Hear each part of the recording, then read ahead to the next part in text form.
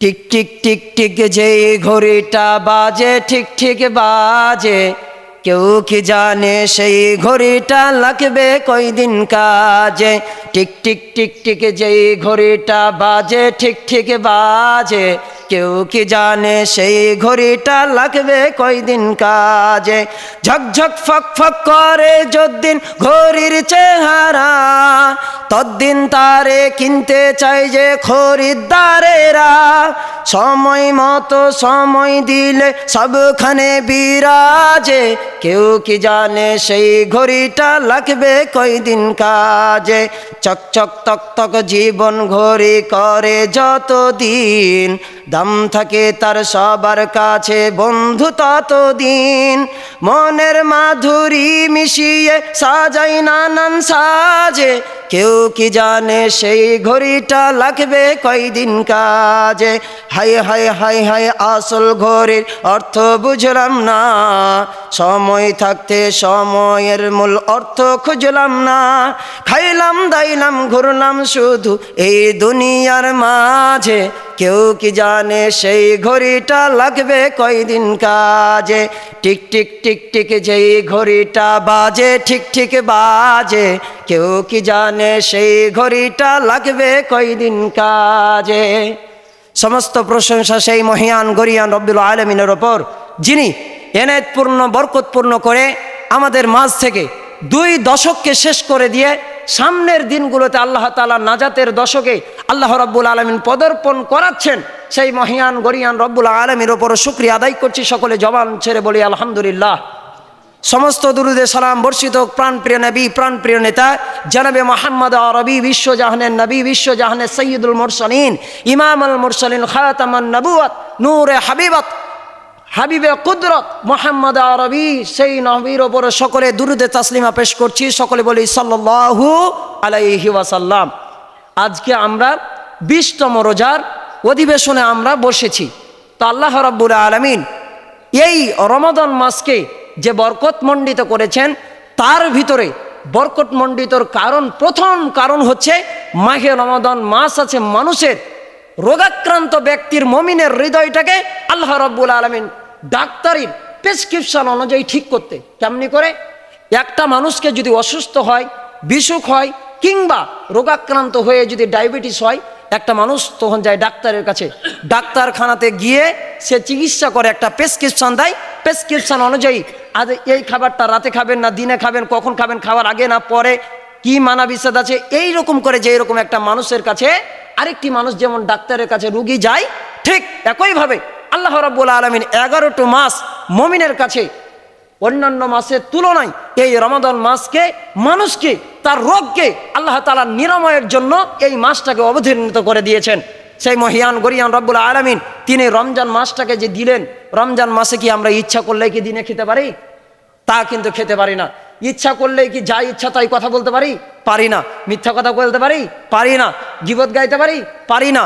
আমরা অন্য কাজ কি করতে পারি? যারা ঘুষ টুস জুয়া ফ্যান্সিডেলের আড্ডায় ছিল, পান সিগারেট জর্দা খাই, আমরা কি ওপেনলি সেভাবে খেতে পারি? আমরা খেতে পারি না। কেন পারি না? আল্লাহ রাব্বুল আলামিন বলছে, তুই 11 মাস যাই করিস রে বান্দা, এই একটা মাস অন্তত পক্ষে তুই আমার নিয়ম অনুসারে, আমার যেই দেখানো পথ, যেই দেখানো প্রেসক্রিপশন, এই অনুযায়ী যদি চলতে পারিস রে বান্দা, আমি তোর তামাম জিন্দেগির রোগগুলোকে আমি আল্লাহ তাআলা নিরাময় করে দিব। সুবহানাল্লাহি বিহামদিহি। মাহে রমাদান মাসেও যখন আস্তে আস্তে যখন চলে যায়, নিয়মগুলো যখন আমরা মানতে পারি না, আল্লাহ রাব্বুল আলামিন তারপরে বলছে বান্দাকে, আমি প্রথমত একটা অ্যান্টিবায়োটিক দিয়েছিলাম, একটা গ্যাসের ট্যাবলেট দিয়েছিলাম। অ্যান্টিবায়োটিক খাওয়ার আগে গ্যাসের ট্যাবলেট খাওয়ার পরেও বান্দা আমার এখনো ঠিক হয়নি। আল্লাহ তাআলা বলছেন তারপরে তোমার জন্য আমি অ্যান্টিবায়োটিক রেখেছি, যেই রোগের যেটা ট্রিটমেন্ট, এটা রেখেছি এই শেষ দশকের মধ্যে। বান্দারে, এই শেষ দশকের মধ্যে তুমি যদি তোমার অন্যান্য রোগের দিকে না তাকায়া তুমি যদি আমার এই শেষের দশকে তুমি যদি আমি আল্লাহ রাব্বুল আলামিনের হসপিটালে এসে যদি ভর্তি হয়ে যাও, আমি আল্লাহ তাআলা নিজের তত্ত্বাবধানে, নিজের নার্স হয়ে তুমি রোগাক্রান্ত ব্যক্তিকে আমি আল্লাহ রাব্বুল আলামিন নিজে স্বয়ং চিকিৎসা করব। সুবহানাল্লাহি বিহামদিহি। তাহলে এত বড় যে হসপিটাল, আল্লাহ তাআলা ইমানের ডাক্তারি হয়ে, আল্লাহ তাআলা নার্স হয়ে ডাক্তার হয়ে যে আল্লাহ তাআলা ঈমানের রোগগুলোকে মজবুত করবেন, ঠিক করবেন, সেই মহিয়ান রব্বুল আলামিন আজকের অধিবেশনে বসিয়েছেন। আজকের বিষয়টাও সেই বিষয়কে কেন্দ্র করে। আমাদের মাহে রমাদান মাসের যেই দিন আমরা যেই দিন 28তম তারিখ ইংরেজি মাসের, অর্থাৎ 27তম রোজা, আর যেই দিন 27তম তারিখ ইংরেজি মাসের সেই দিন 26তম রোজা। এই 26তম রোজার দিন রাত্রিবেলায়, অর্থাৎ 27তম তারাবিকে, 27তম রজনীকে আমরা যে লাইলাতুল কদর বলে জানি, আমরা কি সেই লাইলাতুল কদর মানে কি 27তম তারিখ? তা কিন্তু না। মুফাসসির ইকরাম ওনারা ইজমা করে এটা 27 তারিখ বের করেছেন, কিন্তু আসলেই আল্লাহ তাআলার নবী সাইয়্যিদ আরবি, বিশ্বজাহানের নবী, সাইয়্যিদুল মুরসালিন, ইমাম আল মুরসালিন, খাতামান নবীন, নূর আল মুজাসসাম হাবিবুল্লাহ সাল্লাল্লাহু আলাইহি ওয়াসাল্লাম, উনি শেষ দশক আসলে মাজায় গামছা বেঁধে নেমে যেতেন। যে এই শেষ দশকে যে আমলগুলো করতেন, আম্মা জান আয়েশা সিদ্দিকা রাদিয়াল্লাহু তাআলা আনহা তিনি বলছেন, রাসূলকে এই রমাদান মাসে যত আমল করতে দেখেছি, বাকি 11 মাসে আমি তেমন আমল করতে দেখতে পাই নাই। আর এই রমাদান মাসের শেষ দশকে আল্লাহ রসুল মাজায় গামছা বেঁধে যেমনি করে ইবাদতের ভিতরে মন মস্তিষ্ক ঢেলে দিতেন, জজবাগুলোকে ঢেকে দিতেন, এইরকম করে আমি কখনো রসুলকে দেখিনি এত ভর দিতেন শেষ দশকে। সুবহানাল্লাহি ওয়া বিহামদিহি। আর আমরা এই রমাদান মাসের শেষ দশকে আমরা কি নিয়ে গামছা বেঁধে নি বলেন তো? ঈদের মার্কেট। ঈদের মার্কেটকে কেন্দ্র করে আমরা কিন্তু গায়ে পাহর লাগিয়ে দিই, কিন্তু না, বিশ্বজাহানের নবী তিনি বলছেন, মাহে রমাদান মাস তোমাদের মাঝ থেকে চলে যাচ্ছে, তোমাদের জন্য আফসোস। যতদিন মাহে রমাদান মাসের 1 তারিখ থেকে শুরু করে চন্দ্র শাওয়াল মাসের যতদিন না উঠছে, কবরের রাজাবগুলো একটা হয় না। যত প্রকারের জাহান্নামীতেই থাক না কেন, আবু জেহেল যে জাহান্নামে আছে, আবুল আহাব যে জাহান্নামে আছে, উতবা সাইবা, তাদের কবরের রাজাবকেও আল্লাহ তাআলা মাফ করে দেন। এই রমাদান মাস আছে জীবনকে কেমন করে রাঙাতে, কিভাবে পরিবর্তন করতে, শুধু ইহকালে না, পরকালের জন্য আল্লাহ রাব্বুল আলামিন এই রমাদান মাসকে এত বরকতমণ্ডিত করেছেন। সেই রব্বুল ইজ্জা ওয়াল জালাল তিনি বলছেন, মাহে রমাদান মাস যে আমাদের সামনে যে এসেছে, আমাদের জন্য এই শেষ দশকে কিছু আমল আছে, এই আমলগুলো করতে হবে। তার ভিতরে অন্যতম প্রধান আমল হচ্ছে সবে কদরকে তালাশ করা। আল্লাহ তাআলা রসুল কিন্তু বলে নাই যে বাংলাদেশের সৌদি আরবের আকাশে চাঁদ উদিত হবে, সেই চাঁদের ঘোষণা পেয়ে তোমরা ওরা একদিন আগে ঈদ করবে আর তোমরা তার পরের দিন ঈদ উদযাপন করো, এটা কিন্তু রসুল বলেন নাই। রসুল সাল্লাল্লাহু আলাইহি ওয়াসাল্লাম তিনি বলেছেন, চাঁদ দেখে রোজা ধরো আর চাঁদ দেখে রোজা ছাড়ো। তো আল্লাহ তাআলা রসুল এমনি করে আল্লাহ তাআলা রসুল বলছেন, সবে কদর যে 27তম তারিখকে বানায় ফেলো, শুধু 27তম তারিখকে বানায় ফেলো না, তোমরা বাকি 4টা আরো দিনকেও অতিক্রম করে তোমরা যদি কমপক্ষে বিজোর রাত্রিগুলোতে, অর্থাৎ 21 তারিখ, 23 তারিখ, 25 তারিখ, 27 তারিখ, 29, এই রাতগুলোকে তোমরা যদি অতিবাহিত করো নামাজে, কিয়ামে, তোমরা যদি তাহাজ্জুদে, সালাতে, দুআতে, ইস্তেগফারে তোমরা যদি কাটাতে পারো রে বান্দা, আমি আল্লাহ তাআলা রসুল ঘোষণা করছি, একটি সবে কদর যদি কেউ পায়, আর সেই সবে কদরের যদি কদর করতে পারে, আমল করতে পারে, সেই সবে কদরের যদি সেই ভঙ্গিমায়, আচরণে, কদরে যদি তার ফজিলত অনুযায়ী যদি আমরা আমল করতে পারি, আল্লাহ তাআলা রসুল বলছেন একটা সবে কদর পাবেন। হায়াত থেকে, জিন্দেগি থেকে আল্লাহ রাব্বুল আলামিন তো সব হিসাব নিকাশ তো বাদ গেলই, আল্লাহ তাআলা 83 বছর 4 মাসের ইবাদত আল্লাহ রাব্বুল আলামিন আপনার আমল নামায় লিখে দিবে। সুবহানাল্লাহি বিহামদিহি। কয় বছর? 83 বছর 4 মাস। বলেন কয় বছর? 83 বছর 4 মাস আপনি আমি বাঁচবো। No serial of the death, আসার সিরিয়াল আছে, যাওয়ার কোনো সিরিয়াল নাই। এই জীবন ঘড়ির এই টিকটিক ঘড়িটা কখন থমকে যাবে আমরা কেউ জানি না। তা রাসূল সাল্লাল্লাহু আলাইহি ওয়াসাল্লাম বলছেন, এই শেষ দশকের বিজোর রাত্রিতে তোমরা কি করো? রাত্রি যাপন করো। রাত্রি যাপন করে ইবাদতে যদি কাটাতে পারি, একজন হাদিসে কুদসির মধ্যে আল্লাহ তাআলা রসুল মসজিদে নববীতে বসে থেকে তিনি যখন সাহাবায়ে কেরামকে নিয়ে যখন তাসবিহ করছেন, তিনি যখন নসিহত দিচ্ছেন, সাহাবীরা খুব চিন্তিত, এই কথাগুলো বলছে। আল্লাহ তাআলা রসুল বলছে, তোমরা কি জানো আল্লাহ তাআলা হাসরের ময়দানে আল্লাহ তাআলা যখন হিসাব গ্রহণ করবেন, খুব সুন্দর করে স্পষ্ট করে কথাটা শুনুন, হাসরের ময়দানে আল্লাহ রাব্বুল ইজ্জা ওয়াল জালাল যখন হিসাবের কাঠগড়াতে আমাকে আপনাকে বাদী করে আল্লাহ রাব্বুল আলামিন তিনি জজ হিসেবে থাকবেন, ওকালতের দায়িত্ব হিসেবে থাকবেন, আমাদের নবী সাইয়্যিদ আরবি সাল্লাল্লাহু আলাইহি ওয়াসাল্লাম আমাদের জন্য তিনি কেস লড়বেন, আর আমরা আসামির কাঠগড়ায় দাঁড়িয়ে যাব। আর যিনি আমাদের বিপক্ষে কেস লড়বে সেটা হচ্ছে আমাদের দুই কাঁধে দুই ফেরেশতা। ভালো কাজ করেছেন না খারাপ কাজ করেছেন ওই আমল নামার রিপোর্ট তো দেখাতে হবে নাকি? তো আল্লাহ রাব্বুল আলামিন তিনি, আপনি হয়তো 80 বছরের জিন্দেগি পেয়েছেন, আমার কথা না, রাসূল সাল্লাল্লাহু আলাইহি ওয়াসাল্লাম হাদিসে পাকের ভিতরে বলেছেন, আমি শুধু কপি করছি কথাটা। আল্লাহ রাসূল বলছেন একজন ব্যক্তি 80 বছরের হায়াত পেয়েছে। কয় বছর? 80 বছর। তো 80 বছরের যে মানুষটা হায়াত পেল মানে 80 বছর ওই মানুষটা বেঁচে ছিল। তো আল্লাহ রাসূল সাল্লাল্লাহু আলাইহি ওয়াসাল্লাম বলছেন, আল্লাহ পাক তাকে হিসাবের কাঠগড়ায় দাঁড় করিয়েছেন, বলছেন যে আমি তোমার 80 বছরের আমি যে তুমি জিন্দেগি পেয়েছো, তোমাকে যে 80 বছরের একটা হায়াত দারাজ করেছি, এই 80 বছরের হায়াতের তুমি তোমার ফিরিস্তি দায়ের করো। খতিয়ানটা, তোমার খতিয়ানটা, তোমার পর্চাটা, দলিলটা আমার সামনে কি করো? পেশ করো। তা আল্লাহ রাব্বুল আলামিনের ওই বান্দা বলছে আমি তো 80 বছরের ইবাদত দিতে পারবো না, 80 বছরের হায়াতের জিন্দেগি রিপোর্ট দিতে পারবো না। আল্লাহ তাআলা বলছে যে কেন দিতে পারবে না? তোমার কাছ থেকে আমি 20 বছর মাইনাস করে দিলাম। কেমন 20 বছর? তুমি নাবালেগ ছিলে, বালেগ হও নাই তখনো, এই জন্য খামখেয়ালিতে তুমি শিশু সন্তান ছিলে। 20 বছরের আগ পর্যন্ত তোমার ইবাদতগুলোকে আমি মাফ করে দিলাম, তোমার গুনাহ খাতাগুলোকে মাফ করে দিলাম। 20টা বছর আমি ধরলাম না গন্তি থেকে, 80 থেকে 20 যদি আগাদিকে বাদ করে দেয় তাহলে কত থাকে? 60 বছর। এখন 60 বছরের ভিতরে আল্লাহ রাব্বুল আলামিন বলছেন বৃদ্ধ হয়ে গেলে মানুষ সকালবেলায় খায়, দুপুরে কহে, যদি যাইছে জিজ্ঞেস করে কি খেয়েছিস গা বুবু, কইছে কিছু খেতে দেয়নি মা। এই তো কথা। বৃদ্ধ হয়ে গেলে নামাজ, জোহরের নামাজ 3 বার পড়ে নিতে পারে, আবার না পড়েও হয়তো 5 ওয়াক্ত চলে গেছে, কই যে নামাজ পড়েছি। এই 80 বছরের জিন্দেগিতে আপনি যে এই যে 60 থেকে যে 80 বছর এই হায়াতি জিন্দেগিতে কি করেছেন না করেছেন, এই ইবাদতগুলোতে ভুল ত্রুটি যা আছে ইল্লা আল্লাহ তাআলা বিচ্যুতি করবেন, মাফ করবেন। তাহলে 80 যদি থাকে, 80 থেকে 20 বাদ দিলাম 60 হলো, এবার 60 থেকে পরের 20কে বাদ দিয়ে দিলাম, কত থাকলো? 40। এই 40 বছরের জিন্দেগির আল্লাহ তাআলা রিপোর্ট চেয়েছেন। কয় বছর? 40 বছর। এবার আপনি আবার যুক্তি খাড়া করলেন, এমন যুক্তি আমি তো বিয়েই করিনি, 20 বছর বয়সে বিয়ে করিনি, 40 বছর বয়সে বিয়ে করেছি। তো আল্লাহ রাব্বুল আলামিন আপনাকে আরো বলছে যে ঠিক আছে বিয়ে করিনি, চুল পাকেনি, দাড়ি পাকেনি, এই কহে তুমি আমাকে মানিয়ে নিলে, হাম্মা মানিয়ে নিলু, তো 20 বছর আরো কেটে দিনু, তাহলে আর কয় বছর থাকে? 20 বছর। এবার আল্লাহ তাআলাকে বলছে, আল্লাহ তাআলা বলছে এই 20 বছরে তুমি কি করো? ফিরিস্তিটা দায়ের করো। বুখারী শরীফের হাদিস। এবার বান্দা কোথায় যাবে? এবার বান্দা বলছে আল্লাহ রাব্বুল আলামিন আমি এই 20 বছরের ইবাদতের হিসাব দিতে চাই না। বলছে আরো ফের কমাবা? তো বলছে জি আমি আরো কমাতে চাই। বলছে কত বছরের ইবাদতের হিসাব দিতে চাও সেটা বলো আগে, খোলাসা করে।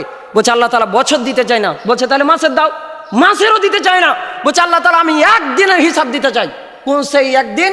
আল্লাহ তাআলা বলবে, আল্লাহ তাআলাকে ওই বান্দা বলছে আল্লাহ তাআলা বিজয়ের রাত্রিগুলোকে জেগে জেগে ইবাদত করেছি, কোন সেই সবে কদরের রাত্রি আমি জানতাম না, ওই সবে কদরের রাত্রিতে জানি না কোন দিন, আপনি খুঁজে বের করে নেন।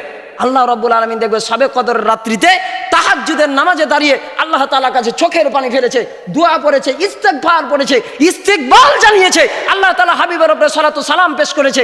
আল্লাহ রাব্বুল আলামিন দেখবে একটা দিন ইবাদত করে 83 বছর 4 মাসের ইবাদতের সমান সওয়াব পেয়েছে। আল্লাহ তাআলা বলছেন বান্দার কাছে এসেছিলাম একদিনের হিসাব নিতে, এই তো দেখছি 83 বছর 4 মাসের হিসাব দিয়েছে। বেঁচে ছিল কয় বছর? 80 বছর। হিসাব দিলে কয় বছর? 83 বছর 4 মাস।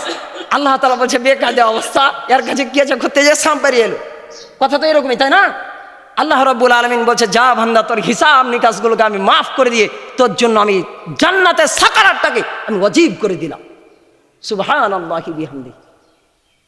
তাহলে সেই দয়ালু রবকে অন্বেষণ করতে হলে আজকে হচ্ছে 21তম তারাবির রাত, আজকে থেকে ধুয়ে মেশে লাগিয়ে দিতে হবে। পারতপক্ষে অন্ততপক্ষে 2 রাকাত নামাজ আপনার উপরে ওয়াজিব। আপনি মুসলমান হিসেবে আপনার উপরে কয় রাকাত ওয়াজিব? 2 রাকাত অন্ততপক্ষে নামাজ ওয়াজিব। আপনি নামাজ পড়বেন, পড়ার পরে ভেতরের নামাজের নিয়াতটা করবেন না, ভেতরের নামাজটা রেখে দিবেন। আপনি তো রোজা যদি রাখেন আপনাকে তো সেহরি খেতে উঠতে হবে নাকি? বলেন না, সেহরি খাবেন না নাকি? সেহরি খেতে তো উঠবেন, এটা তো আর অন্য দিনের জন্য না যে আপনি ভেতরের নামাজ রেখে দিলেন রাত্রিবেলায়। অনেকজন আছে আবার যে রাত্রিবেলায় যদি ভেতরের নামাজ রেখে দেন, সকাল হইতে হইতে যদি মরে যান তাহলে তো ভেতরের নামাজ লটকে থেকে গেল, তাই না? কিন্তু কথা হলো কি, আল্লাহ রাব্বুল আলামিন কি দেখে? অন্তর দেখে, নিয়াত দেখে। ওই যে নিয়াত ছিল যে তাহাজ্জুদ পড়বো, পড়ার পরে কি করব? ভেতরের নামাজ পড়বো, আপনি যে এটা করতে পারেননি, যদি মরেও যান দুটারই সওয়াব পাবেন। এক, তাহাজ্জুদের সওয়াব পাবেন, প্লাস আপনি ওই বেতরের নামাজেরও সওয়াবটা পেয়ে যাবেন।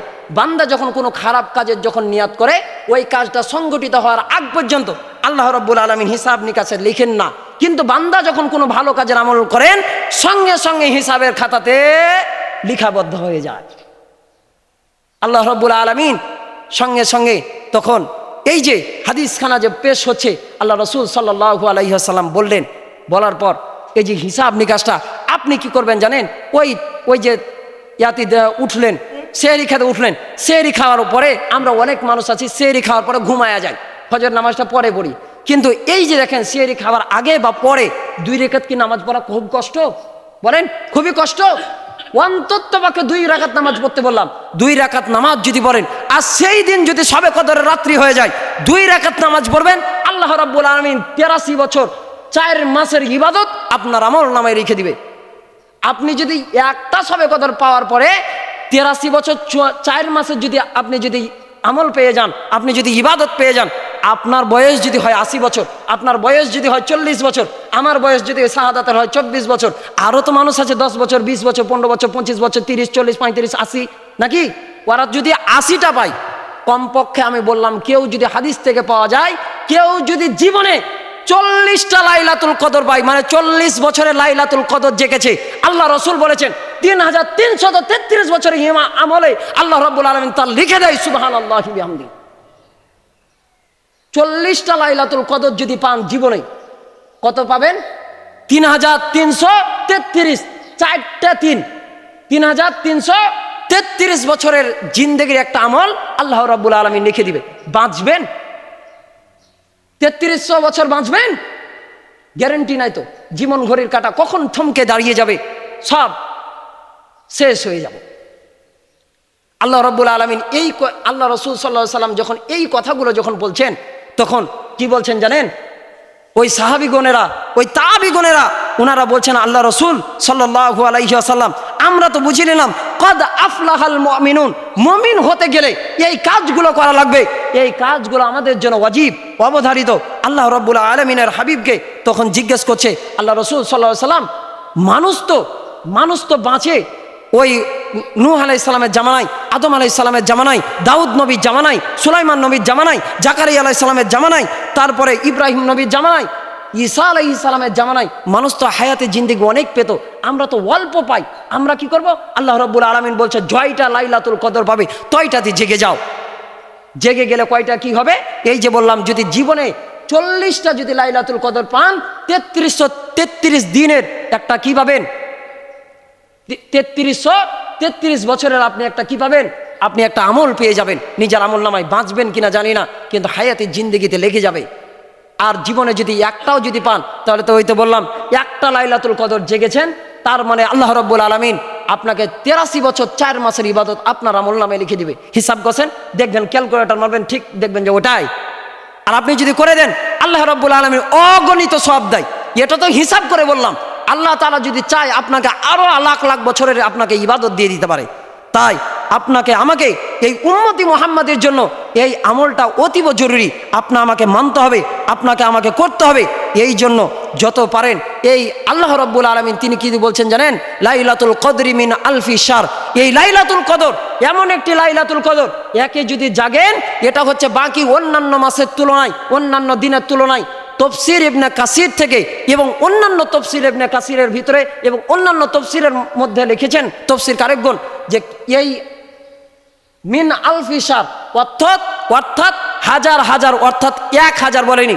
যদি বলা হয় হাজার হাজার, তাহলে কি 1000, 10,000, 20,000, আচ্ছা 50,000 নাকি? 50,000 না, হাজার হাজার, অগণিত। কত দিবে আর কত মাসের তুলনায় কত দিন, এটা বলে বুঝানো যাবে না। একটা রাত জাগবেন, হাজার হাজার মতন বছর ইবাদত করা সওয়াব পেয়ে যাবেন। মূসা আলাইহিস সালাম আল্লাহ তাআলাকে একবার প্রশ্ন করেছিলেন, আল্লাহ রাব্বুল আলামিন, পৃথিবীর মানুষ যদি আপনাকে ভুলে যায়, কে জিজ্ঞেস করছে? মূসা। কাকে? আল্লাহ তাআলাকে। আল্লাহ তাআলা মানুষকে যে এত সুন্দর করে যে তৈরি করেছেন, পৃথিবীর মানুষ যদি আপনাকে ভুলে যায়, আল্লাহ রাব্বুল আলামিন তিনি কি বলছেন জানেন?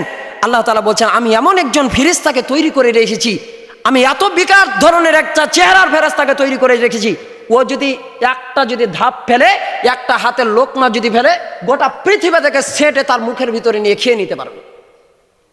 মুসা নবী জিজ্ঞেস করলেন, ইয়া আল্লাহ তাআলা, এই ফেরেশতা কোথায় আছে? আল্লাহ রাব্বুল আলামিন বলছেন, আমার বিচরণ ভূমিতে তিনি সেপারেট করে রেখেছেন। কোথায় রেখেছেন আল্লাহ তাআলা মুসা নবীকে জানান নাই। তাহলে আমরা এটাই পেলাম, পৃথিবীর মানুষ যদি আল্লাহ তাআলাকে ভুলে যায়, আল্লাহ রাব্বুল আলামিন ওই ফেরেশতাকে দিয়ে এক লোকমাতে এই পৃথিবীটাকে কি করবে? নিঃশেষে শেষ করে দিবে। তাই আল্লাহ রাব্বুল আলামিন স্পেশাল জায়গায় তার বিচরণ ভূমিতে এই ফেরেশতাকে রেখেছেন, আমরা যেন তার অগ্নি শিখাই, তার দাবানলে যেন আমরা না যাই। পৃথিবীর মানুষ দেখছেন আজ গাজাবাসী কত কষ্টে, কত নিপীড়ন আছে, সেই তুলনায় আমরা বাংলাদেশ কত শান্তি সুখে আছি। একবার লক্ষ্য করুন, তারাও কিন্তু আমাদের মুসলমান, তারাও কিন্তু আমাদের মুমিন ভাই বোন, তারাও কিন্তু আমাদের মুসলমান ভাই বোন। তাদের দেশটা দেখুন আর আমাদের দেশটা দেখুন, আল্লাহ তাআলা কত সুন্দর রেখেছেন, কত সুন্দর। তাহলে সুখে থেকে আমাদের ভূতে কেন কি লাভে? সুখে থেকে কেন আমাদের ভূতে কি লাভে? তাহলে তো আমাদের ইবাদত করার কোনো প্রশ্নই আসে না। আমাদের তো ইবাদতে থাকা দরকার। ওরা পাচ্ছে না আর আমরা পাচ্ছি। আছে, ওদের ঘর নাই, বাড়ি নাই, আল্লাহু আকবার করে ফজরের আজানের ধ্বনিটা ভেসে আছে কান্না স্বরে। আপনি যদি একবার শুনতেন সেই গাজাবাসীদের আজান, আল্লাহু আকবারের সুরটা কান্না কান্না স্বরে ভেসে আসে। সুবহানাল্লাহি হামদিহি। তাই আল্লাহ তাআলা আমাদের জন্য দুইটা স্পেশাল প্রোগ্রাম করেছিলেন। কয়টা স্পেশাল প্রোগ্রাম? দুইটা।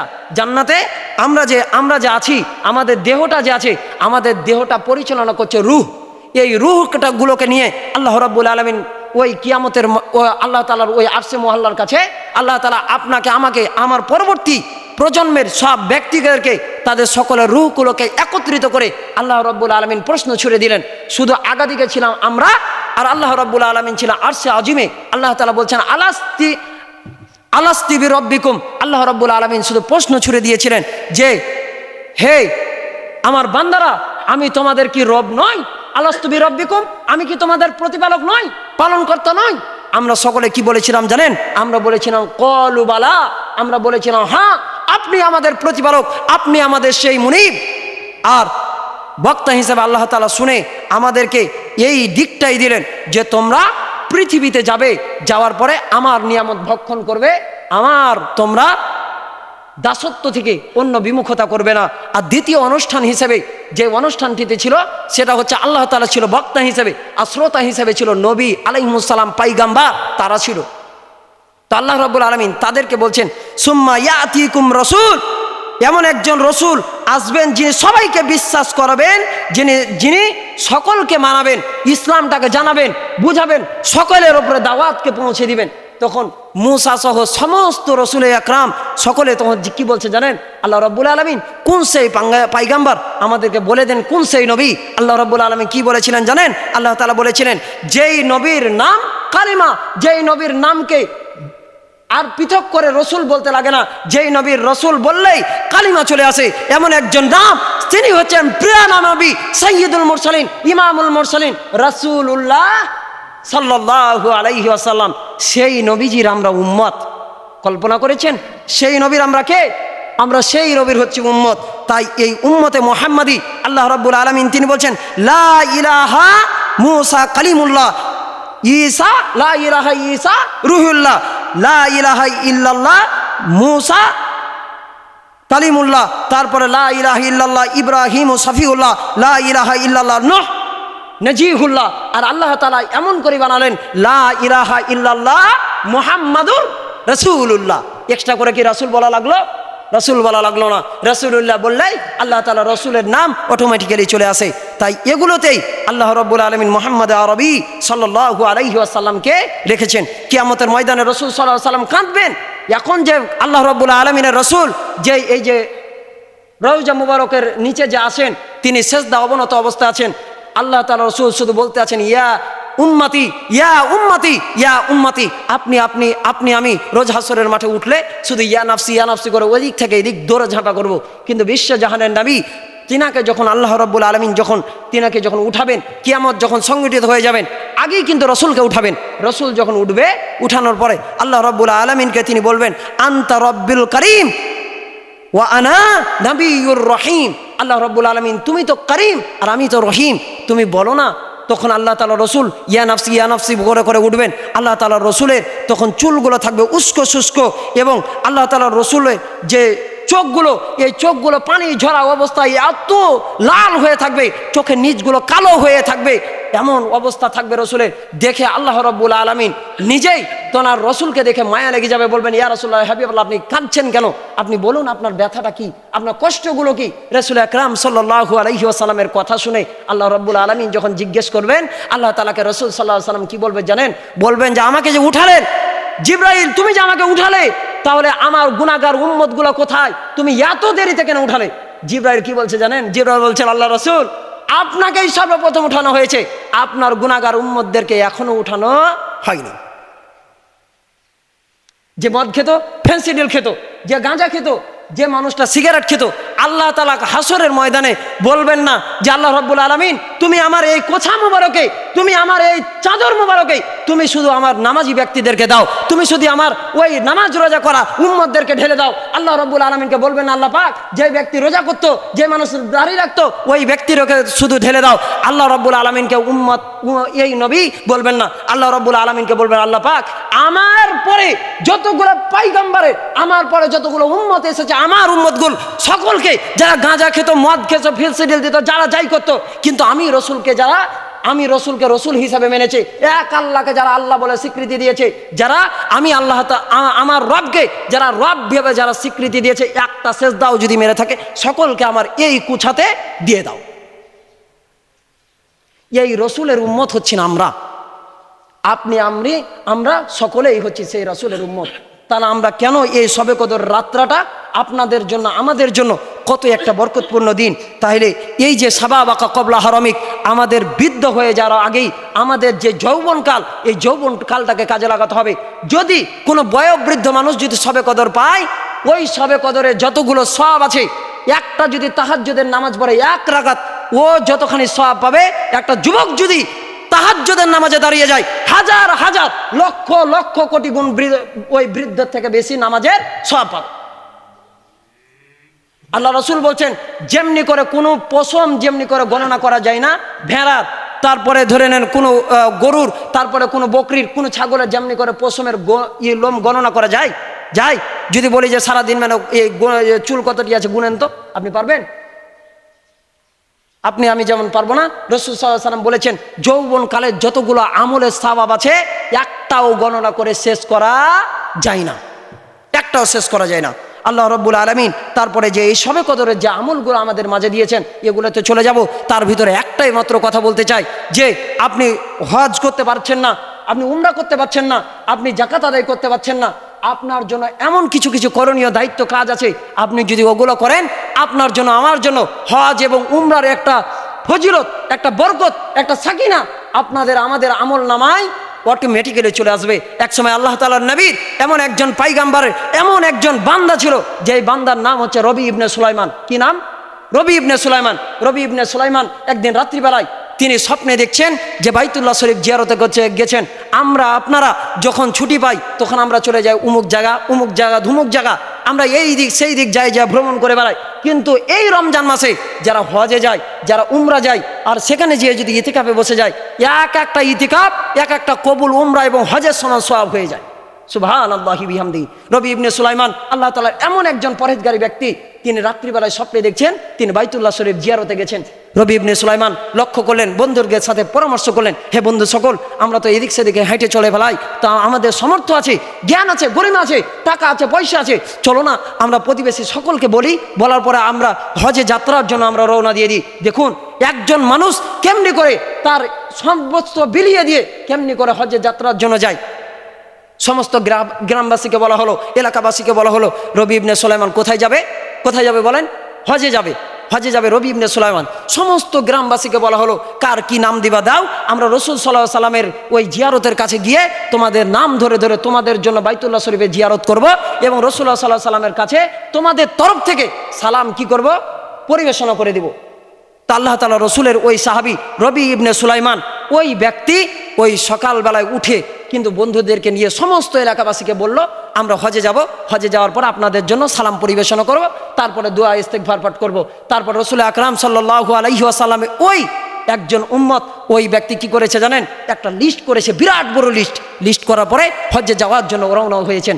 রাস্তায় যেতে যেতে ওই তখন তো আর এরোপ্লেন ছিল না, জাহাজ ছিল না যে চলে যেত উড়ে, তখন হেঁটে হেঁটে হেঁটে হেঁটে যেতে হতো। সেই সময়ের কথা যখন রবি ইবনে সুলাইমান রাস্তায় যেতে যেতে যখন অন্ধকার হয়ে গেছে, অন্ধকারের সময় তখনকার যুগে কি লাইট ছিল? লাইট ছিল না। সেই সময় তাবুক গেড়ে একটা জায়গায় থাকলো। থাকতে থাকতে রবি ইবনে সুলাইমান তাহাজ্জুদের নামাজে দাঁড়িয়েছেন। তাহাজ্জুদের নামাজ পড়তে পড়তে কে যেন সামনে আগা দিক দিয়ে একটা কেউ গেল, মুনাজাত করছেন। মুনাজাত করতে করতে দেখছেন যে কেউ একজন তাঁবুর ওপাশ থেকে কেউ একজন গেল। এটা তিনি আলো দেখে কিন্তু বুঝতে পারলেন, ওই যে লালটুনের যে আলো বা ওই যে মশালের যে আলো থাকে, এই আলো দেখে বুঝতে পারলেন যে কে একজন হেঁটে গেল। তিনি রবি ইবনে সুলাইমান বলছেন, দেখি তো বাইরে কে ওটা যায়। তিনি যেয়ে দেখছেন একটা মহিলা, বোরখা পরা একটা মহিলা, সে আগা দিকে যাচ্ছে। তিনার মনে একটু সংকোচ বোধ হলো, এই মহিলা কি তাহলে কোনো খারাপ কোনো মহিলা? সে জেনা বিবেচনার জন্য হয়তো কোনো পরপুরুষের কাছে যাচ্ছেন, দেখি তো কোথায় যাই। ওই মহিলার পিছন নিল। পিছন নিতে নিতে দেখছে ওই মহিলার হাতে একটা ব্যাগ আছে। তাহলে তখন একটা ব্যাগ আর একটা ছুরি। তখন সে চিন্তা করলো, এই মহিলা তাহলে কি কোনো কিছুর জায়গাতে চুরি করতে যাচ্ছেন। প্রতিমধ্যেই দেখা গেল একটা জায়গায় গিয়ে দেখছে একটা মরা গরু মরে পড়ে আছে। একটা মরা গরু, এমন গন্ধ আর পচা গ্যাস যা বলার কথা না। ওই মহিলা তৎক্ষণাৎ ওখানে যাওয়ার পরে চাকু দিয়ে কিছু গোস্ত, যেই জায়গাগুলো থেকে গোস্ত আছে, এই গোস্তগুলোকে কেটে কেটে তিনি কিসে ভরছেন? থলিতে ভরছেন, ব্যাগে ভরছেন। এটা দেখার পরে রবি ইবনে সুলাইমান খুব আশ্চর্য, কিরে একটা মহিলা, আগে মনে করছিলাম হয়তো জেনাখোর, এখন তো দেখি এই হয়তো হারাম ব্যবসায়ী, এই তো হয়তো এই গোস্তগুলো নিয়ে যায় কোনো হোটেল ব্যবসায়ীর সাথে হয়তো সংশ্লিষ্ট থাকে, ওগুলোর সাথে হয়তো বিক্রি করবে নাকি। সে আবার দেখানোর জন্য চেষ্টা করলো। দেখতে দেখতে দেখা যাচ্ছে ওই মহিলা যেতে যেতে একটা তাঁবুর ভিতরে ঢুকে গেল। ওই তাঁবুর ভিতরে যতক্ষণ আগা দিকে আগায়, রবি ইবনে সুলাইমান দেখে তাঁবুর ভিতর থেকে কোরআনের ধ্বনি ভেসে আসে। টুকি মেরে লক্ষ্য করে দেখলেন একজন, তিনটা ছোট্ট বাচ্চা, একটা মেয়ে আর দুইটা সন্তান, একজন নবজাতক শিশু দুধের সন্তান আর দুইজন ছেলে, একজন মেয়ে একজন ছেলে। তারা একজন কোরআনের হাফেজ, কোরআন শরীফ তেলাওয়াত করছেন, আর একজন কোরআন শরীফ তেলাওয়াত করছেন আর বলছেন, মা আমরা 3 দিন যাবত কোনো কিছু খাই না, আমাদেরকে কি খাবার দিবা না? ওই মহিলা বলছেন যে বাবা আমি এই তো গোশত নিয়ে এসেছি, আমি তোমাদেরকে গোশত সিদ্ধ করেই তোমাদেরকে খেতে দিচ্ছি। খুব সুন্দর করে লক্ষ্য করবেন ঘটনাটি।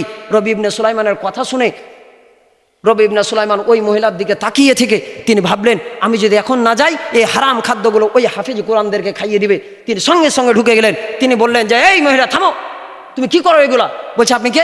বলছে আমার পরিচয় বলে দিচ্ছি, আগে তুমি বলো, তুমি কেন তাদেরকে হারাম কুখাদ্য কেন তিনি খাওয়াই দিচ্ছ?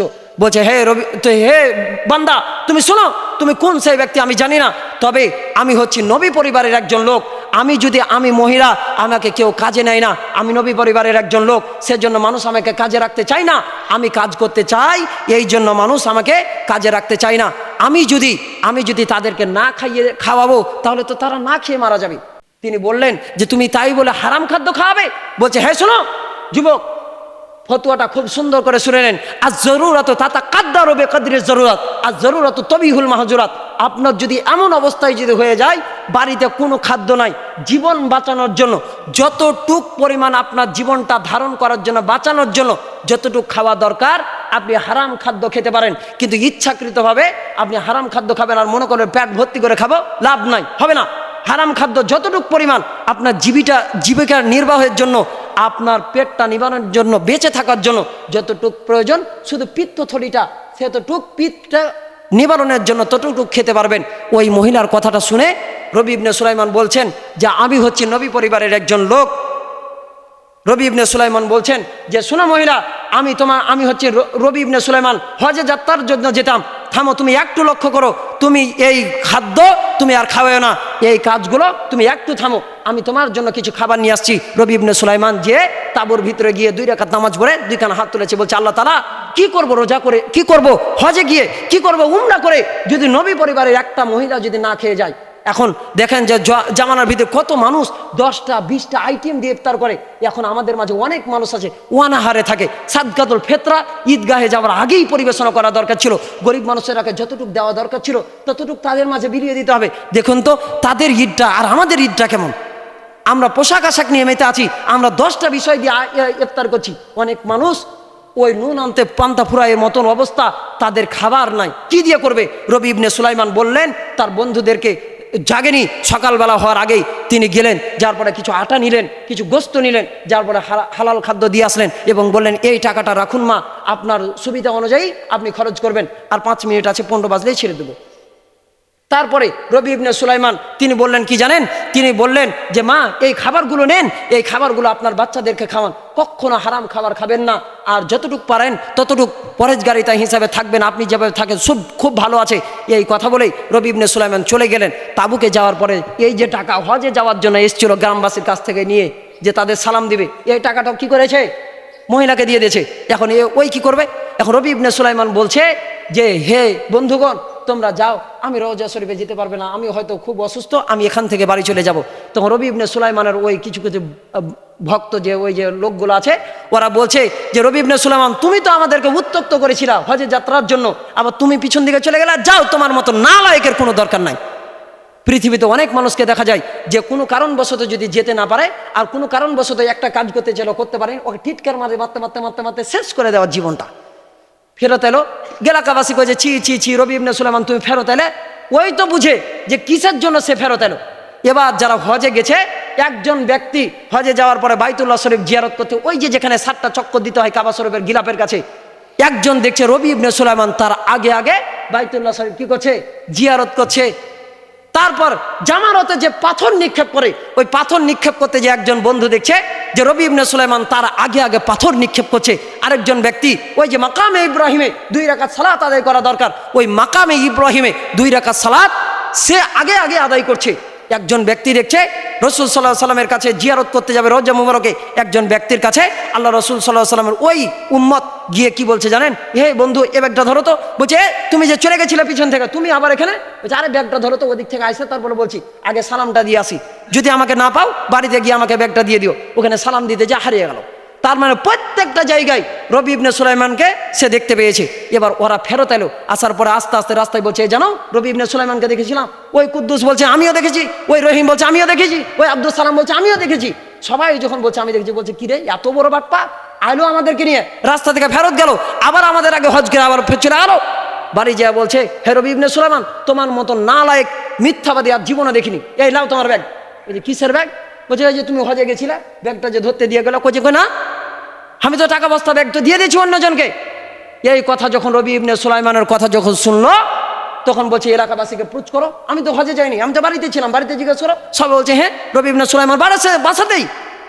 এবার লাগেছে কাজ, একজন পক্ষ বলছে রবি ইবনে সুলাইমান বাসাতেই ছিল, আর এক পক্ষ বলছে কোথায় ছিল, মনোযোগ কি আছে আপনাদের, কোথায় ছিল, হজে।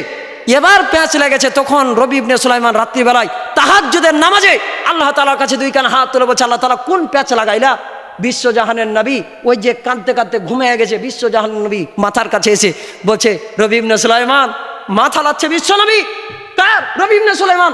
রবি ইবনে সুলাইমান উঠো, আমি বিশ্বজাহানের নবী এসেছি তোমার কাছে। তুমি যে ওই যে মহিলা যে না খেয়ে মারা যাচ্ছিল, ওই মহিলাকে যদি তুমি যে সাহায্য করেছো, আমি রসুল তোমার এই সাহায্য করার জন্য তোমার টাকা ভর্তি ব্যাগটাকে আমি রসুল তোমার জন্য আবার ফেরত দিলাম ফেরেশতার হাত দিয়ে, তুমি নিয়ে নাও এই ফেরেশতার হাত দিয়ে। রবি ইবনে সুলাইমান বুঝতে পারলেন এটা আল্লাহ তাআলার কুদরতে, আবার সেই টাকা ভর্তি ব্যাগটা তার বাড়িতে চলে আসলো। মাহে রমাদান মাস, জয়টা ব্যক্তিকে ইফতারি করিয়েছেন, জয়টা ব্যক্তির জন্য আপনি দান খায়রাত করেছেন, জয়টা ব্যক্তির জন্য আপনি জয়টা ব্যক্তির জন্য সুপারিশ করেছেন। প্রত্যেকটা অঙ্ক কষে কষে আল্লাহ তাআলা আপনাকে ডবল থেকে ডবল বেশি দিবে। আমরা চাই না? আমরা চাই না? আমরা তো সবাই চাই। এই রবি ইবনে সুলাইমান তখন বুঝতে পারলেন, হাউ মাউ করে কেঁদে কেঁদে দোয়া করলেন। তাহলে আমাদের ঠিক দীক্ষাটা হবে এরকম, আমরা এই শবে কদরের রাত্রিগুলোকে যাপন করব। আমাদের সামনে দিন, যেই দিন 26তম যেদিন রোজার অতিবাহিত হয়ে যাবে, 27তম তারিখে আমরা সমবেতভাবে দলবদ্ধভাবে আমরা মসজিদে এসে ইবাদত বন্দি করব। আর এই বাকি কয়েকটি দিন আমরা কি করব, একটি দিন করে আমরা অন্তত কয় রাকাত নামাজ পড়ব? 2 রাকাত। কয় রাকাত? 2 রাকাত নামাজ পড়বেন। যা দোয়া করবেন এটা মনের ভিতরে ইত্মিনান রাখবেন। যা দোয়া করবেন, যার টাকা নাই টাকা চাইবেন, যার বাড়ি নাই বাড়ি চাইবেন, যার গাড়ি নাই গাড়ি চাইবেন, যার বউ নাই বউ চাইবেন, যার গৃহস্থালিতে ভাঁটা পড়েছে সে আল্লাহ তাআলার কাছে বলবেন, যার ঋণ আছে সুদ আছে, যার যাইখানে যা কিছু আছে আল্লাহ রাব্বুল আলামিন সেই কাজ থেকে আল্লাহ তাআলাকে বলবেন আল্লাহ তাআলা আমার এটা দরকার। আপনি এই বিশ্বাস নিয়ে আল্লাহ তাআলার কাছে চাইবেন, আল্লাহ যা চেয়েছে আল্লাহর কাছে সব কিছু কি বলেন, সব কিছু কি করবে দিবে, সব কিছু কবুল হয়ে যাবে। এই বিশ্বাস নিয়ে যদি চাইতে পারেন আল্লাহ তাআলার কাছে যা চাইবেন শবে কদরের রাত্রিতে সব পাবেন। আল্লাহ রাব্বুল আলামিন যেন এই শবে কদরের যেন আল্লাহ তাআলা ফজিলত মণ্ডিত করে আল্লাহ রাব্বুল আলামিন যা শোনালেন আল্লাহ রাব্বুল আলামিন যেন সব কিছু দিয়ে দেয়। আল্লাহ রাব্বুল আলামিন যেন সকলকে সব কিছু পালন করার তৌফিক দান করুক। আমরা সকলেই বলি আল্লাহুম্মা আমিন। ওয়া মা তাওফিক